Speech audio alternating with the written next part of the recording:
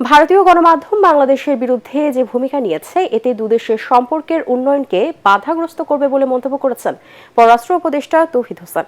রাজধানীতে north south বিশ্ববিদ্যালয় আয়োজিত ভারত বাংলাদেশ সম্পর্কে প্রত্যাশা, প্রতিবন্ধকতা ও ভবিষ্যৎ শীর্ষক সেমিনারে তিনি বলেন, এটা দুই দেশের সম্পর্কের জন্য মোটেও শুভ ফল বয়ে আনবে না।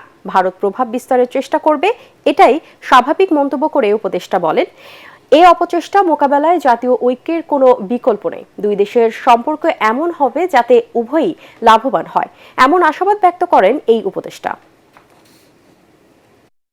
ভারতীয় মিডিয়া যে ভূমিকা নিয়েছে এটা কোনো অবস্থাতেই দুটো দেশের মধ্যে স্বাভাবিক সম্পর্ক প্রতিষ্ঠার জন্য সহায়ক না, প্রতিবন্ধক। এটা একটা তারা কেন করছে তারা ভালো বলতে পারবেন। এখানে আমার মনে হয় আমাদের মিডিয়ার একটা ভূমিকা নেওয়া প্রয়োজন আছে। আমি বলি না যে ভারতীয় মিডিয়াকে ফলো করুন, না, ওইরকম রিয়াকশন আমরা চাই না, কিন্তু সে তারা যে ভারতীয় মিডিয়াতে যেসব মিথ্যাচার হচ্ছে সেগুলিকে তুলে নিয়ে আসা